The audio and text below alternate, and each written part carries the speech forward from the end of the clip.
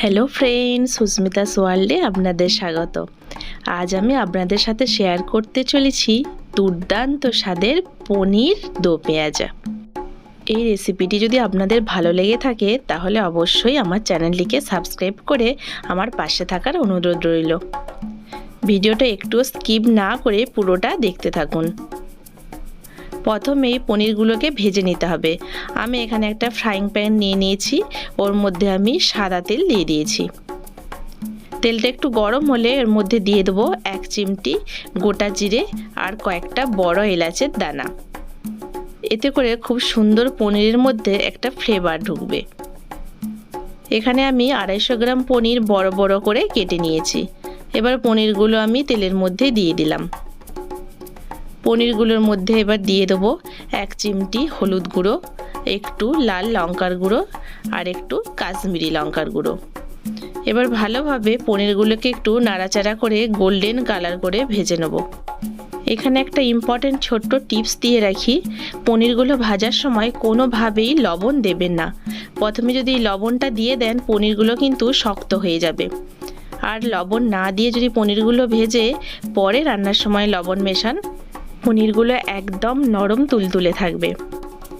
এখানে আমি একটা বড় সাইজের পেঁয়াজ এইভাবে কেটে নিয়েছি। পেঁয়াজগুলো পনিরের সাথে দিয়ে হালকা গোল্ডেন কালার করে ভেজে নেব। খুব বেশিক্ষণ ভাজার প্রয়োজন নেই। এবার আমি একটা কড়াই নিয়ে নিয়েছি, ওর মধ্যে আমি সরষের তেল দিয়ে দিয়েছি। এখানে আমি কিছু গোটা গরম মশলা নিয়েছি। গোটা গরম মশলাগুলো তেলে কয়েক সেকেন্ড একটু নাড়াচাড়া করে নেব, যাতে একটা সুন্দর গন্ধ বেরোয়।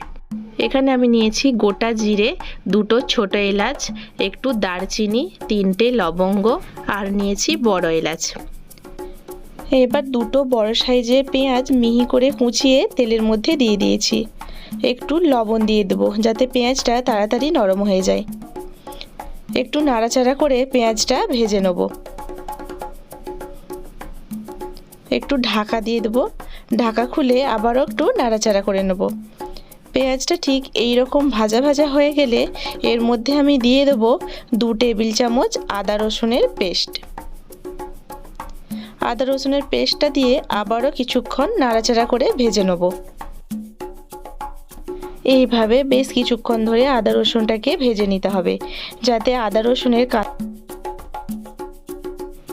এবার এখানে আমি কিছু শুকনো উপকরণ অ্যাড করব।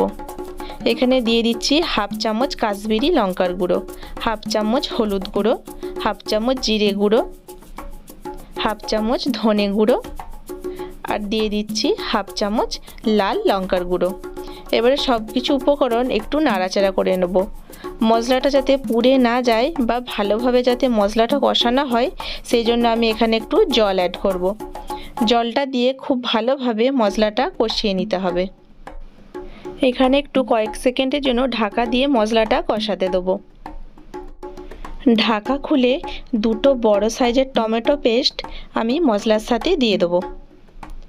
টমেটো পেস্টটা দিয়ে খুব ভালোভাবে আবারও কষিয়ে নিতে হবে। এবার আমি মশলার সাথে অ্যাড করব পরিমাণ মতো লবণ আর দিয়ে দেবো স্বাদ বাড়ানোর জন্য 1/2 চামচ চিনি। নুন আর চিনিটা মশলার সাথে খুব ভালোভাবে মিশিয়ে নিয়ে আবারও কিছুক্ষণের জন্য ঢাকা দিয়ে দিতে হবে। কিছুক্ষণ পর ফিরে এলাম। এবার ঢাকা খুলে মশলাটা একটু নাড়াচাড়া করে নেব। মশলাটা এইভাবে ভালো করে নাড়াচাড়া করে নিতে হবে, যাতে তলায় লেগে না যায়। গ্যাসের ফ্লেমটা কিন্তু লোতে রাখতে হবে। এখানে আমি বাড়ির তৈরি দুধের মালাই নিয়ে নিয়েছি 3 টেবিল চামচ। মালাইটা দিয়ে খুব ভালোভাবে আবারও মিশিয়ে নিতে হবে। এই সময় গ্যাসের ফ্লেমটা কোনোভাবেই বাড়ানো যাবে না। এবার অ্যাড করব 1 টেবিল চামচ কসৌরি মেথি। কোনোভাবেই এই কসৌরি মেথিটা এই রান্নায় স্কিপ করা যাবে না। ঢাকা দিয়ে এইভাবে মশলাটা ভালোভাবে কষিয়ে নিতে হবে। 1 টেবিল চামচ মৌরি আমি ড্রাই রোস্ট করে একটু গুঁড়িয়ে নিয়েছিলাম, ওটা এখন মশলার সাথে দিয়ে খুব ভালোভাবে মিশিয়ে নিতে হবে। মশলা কষানো অলমোস্ট ডান। দেখুন সুন্দরভাবে মশলাটা কষানো হয়ে গেছে, মশলা থেকে তেলও ছেড়ে গেছে। এবার আমি অল্প জল দিয়ে দেবো।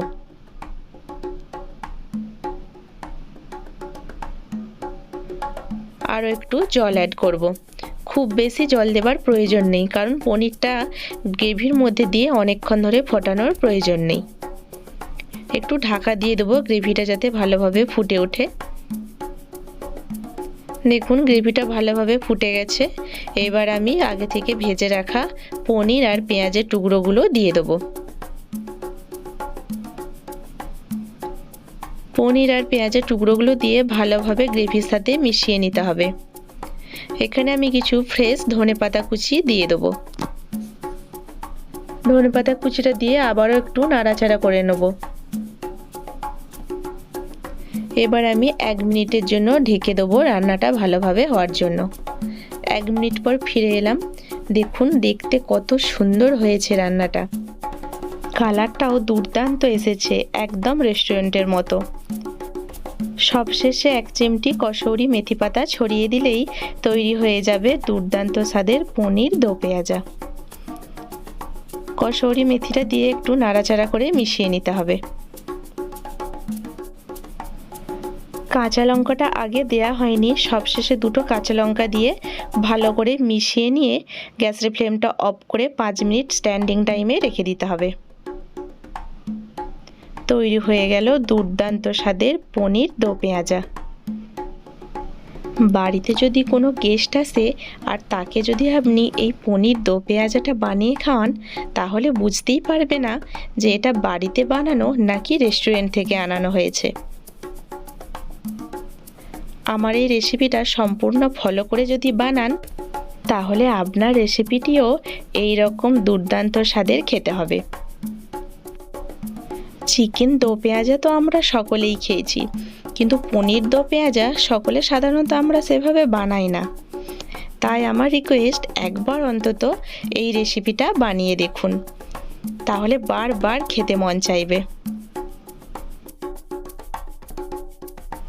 সো ফ্রেন্ডস, আজকে রেসিপিটা যদি আপনাদের ভালো লেগে থাকে তাহলে অবশ্যই একটা লাইক করবেন, আর বন্ধুদের সাথে শেয়ার করে এই রকম একটা দুর্দান্ত স্বাদের রেসিপি তাদেরকেও দেখার সুযোগ করে দেবেন। আর অবশ্যই কমেন্ট করে আমাকে জানাবেন যে এই রেসিপিটা আপনাদের কেমন লাগলো। তাহলে আজকের মতো এই পর্যন্তই, দেখা হচ্ছে খুব তাড়াতাড়ি। সকলেই ভালো থাকবেন, সুস্থ থাকবেন। আবার তাড়াতাড়ি ফিরে আসবো নতুন কোনো একটা রেসিপি নিয়ে। বাই।